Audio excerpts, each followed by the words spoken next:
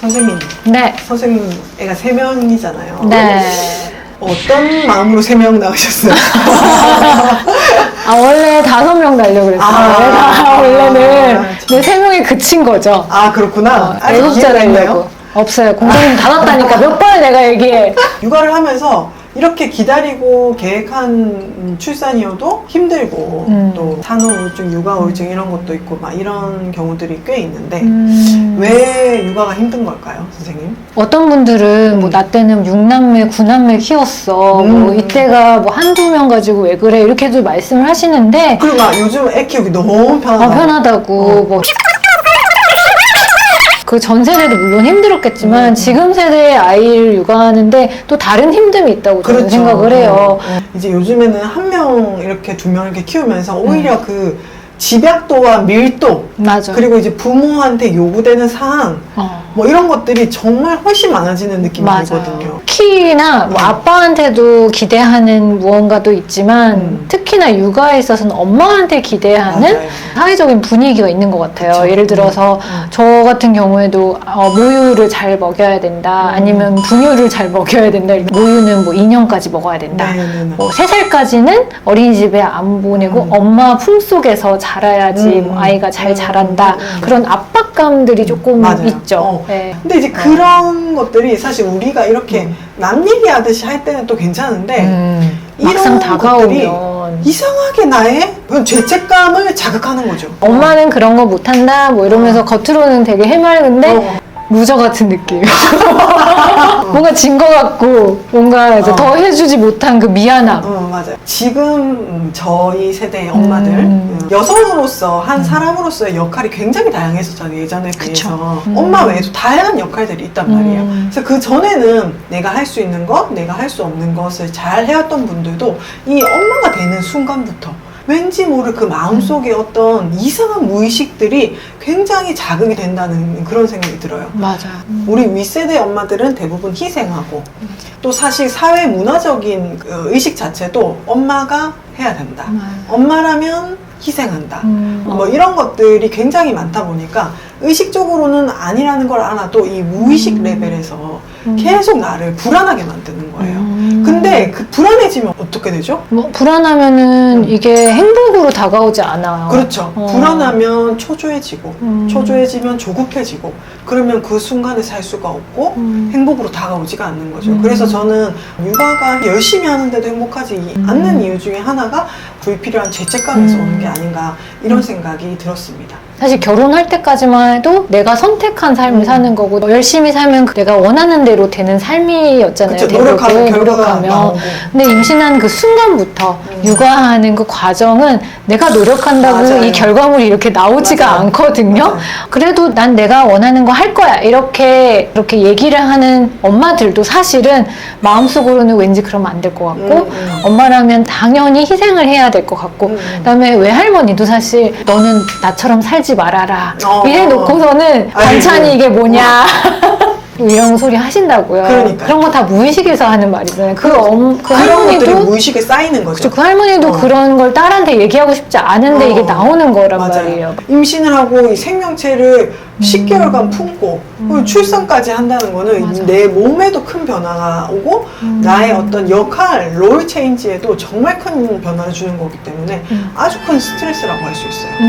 보통 막 힘들겠다 그렇게 물어보지 않고 좋지 얼마나 좋니? 라고 물어보잖아요. 그러니까 왠지 이 스트레스라고 인정을 하면은 뭔가 좀 안 될 것 같잖아요. 그 임신했을 때 되게 힘들잖아요. 그러니까요. 그거를 되게 힘든다는 티를 사지 못 내요. 내가 아기 때문에 힘든 거다라고 표현이 되는 거니까 그러니까. 이게 엄마로서 할 수 있는 말인가? 이 정도는 내가 참아야 되는 거 그러니까요. 아닌가라는 생각을 많이 맞아요. 하게 되더라고요. 그래서 저는 이 임신, 출산, 육아에 있어서 핑크빛만은 아니라는 사실을 인정하는 거에서부터 아이가 딱 태어나면 막 핑크빛 세상이 오면서 네네. 무심하던 남편도 막 돌아오고 그런 장면만 있는 게 아니라는 걸 인정하는 거에서부터 이 육아가 시작이 된다고 생각을 합니다. 그래서 제가 오늘은 뭔가 우리 무의식 속에서 우리를 괴롭히는 그런 말들이나 네. 남들이 하는 말 네. 말고 우리 스스로가 스스로 다짐해야 할 말, 육아를 하면서 혹은 임신 중이신 분들이 명심했으면 하는 말을 좀 드리려고 해요. 몇 가지. 세 가지. 세 가지. 임신을 계획하신 분, 지금 임신을 하고 계신 분, 또 지금 육아를 하고 계신 분 모두에게 도움이 네. 되는 그쵸? 말씀이겠네요. 네. 네. 그래서 그 첫 번째는 바로 엄마도 사람이다. 당연한 얘기인데 이게. 그거를 까먹어요. 그냥 엄마는 엄마인 거지. 뭔가 사람의 의식주가 박탈이 돼도 엄마니까 이 한마디로 다 되는 거예요. 먹고 자는 게 굉장히 불규칙해질 수가 있잖아요. 근데 네. 이제 그런 것들을 너무 당연하게 여기시는 경향이 있어요. 우리가 신생아들은 당연히 더 많이 케어를 해줘야 되지만 근데 정작 나는 모르는 거야. 내 상태는 어떤지, 내가 잠은 잘 자는지, 내가 밥은 좀 먹고 있는지, 평소에 내 기분은 좀 어떤지 이런 것들을 좀 살펴봐야 된다는 말이에요. 이런 기본적인 것들이 박탈이 되고 그 다음에 다른 문제들이 생길 수가 있거든요. 그래서 육아가 행복해지기 위해서는 엄마 스스로가 자신을 챙기셔야 됩니다. 뭐 엄마라면 당연히 이 정도 힘든 거 아니야. 힘든 게 당연하진 않잖아요. 네. 그죠? 그리고 만약 힘들다고 하면은 힘들지 않으려고 노력을 하시는 게 중요한 거죠. 결국 표현을 해야 되는 것 같아요. 그렇죠. 사실 남편분들이 딱 하면은 표정으로 알 수 있는 단계의 고수분들도 있는데 네네. 대부분은 아니란 그렇죠. 말이에요. 네네. 말로 표현해줘야 돼요. 네. 근데 그 표현을 하려면 자기가 먼저 눈치를 채야 그렇죠. 되는데 나 자신을 안 챙기는 거야. 그래서 엄마들은 또 막 상담을 계속 해보면은 참아요. 우리 애는 어떻고 하는데 그래서 어머니는 주무세요 하면 아 저요? 하면서 그제서야 자기 생각을 해보는 거예요. 힘들고 밥 못 먹고 잠 못 자고 이런 게 너무 당연하다고 여기시니까 당연한 거니까 도움도 안 청하시는 거예요. 네, 그래서, 참다 오시는 경우도 네. 있어요. 그래서 본인의 기본은 본인 스스로가 챙기시는 게 맞아요. 1번입니다. 그래서 저는 애가 울어도 내 밥은 먹고 달래줬어. 잘했어요. 그리고 이제 두 번째, 완벽함에 대한 환상, 집착을 버리자. 내가 완벽한 엄마가 돼야 된다. 맞아, 혹은 맞아. 우리 아이가 완벽할 것이다. 어. 우리의 가정이 완벽할 것이다. 뭐 모유 같은 것도 안 나올 수 있죠. 전량이 부족할 수도 있고. 모유를 먹이면 더 좋지만 분유를 먹여도 사실 되고 하나하나 모든 거를 다 완벽에 가까울 맞아. 정도로 하려고 하면은 이게 너무 힘들어지는 거예요. 근데 요즘에는 감정에 대한 완벽함도 스스로가 압박을 하는 거예요. 예를 들면은 애 때문에 너무 힘든데 애가 미워. 그러면은 내가 어떻게 애를 미워하는 마음이 들지? 난 아이를 사랑해야 되는데 스스로의 감정에 대한 완벽함도 계속 스스로가 요구를 하는 거예요. 억누르는 거네요. 그렇죠. 그거는. 또 완벽함을 추구하다 보면 그 어느 누구의 도움도 받기가 힘들어요.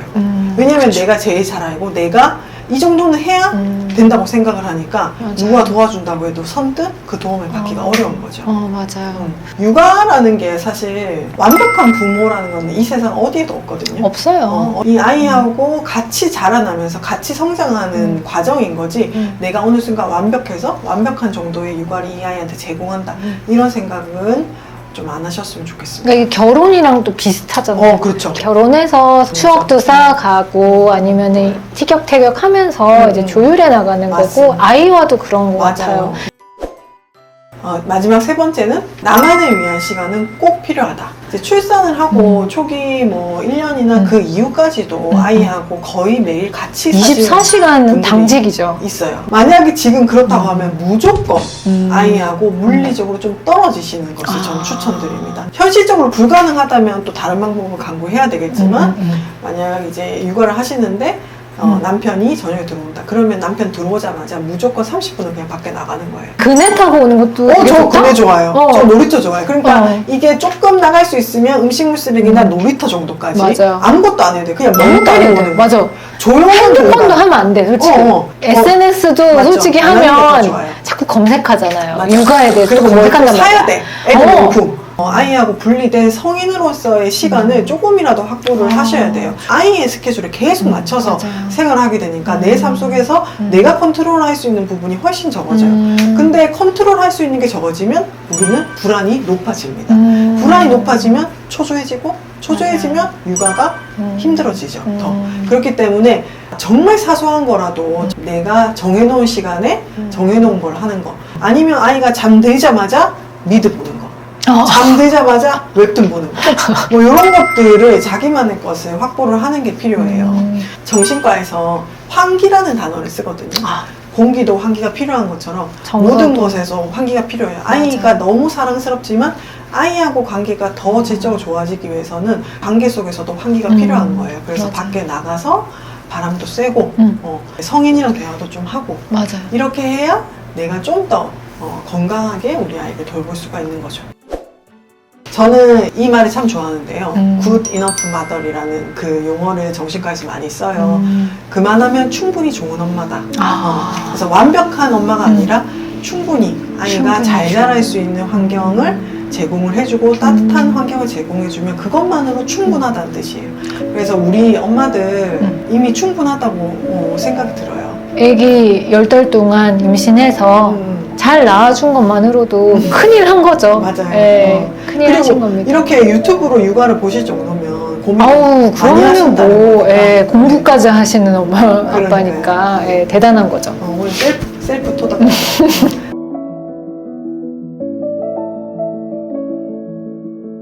그러면 세 가지는 꼭 명심을 하고, 그 다음에 육아를 행복하게 하셨으면 좋겠습니다. 네.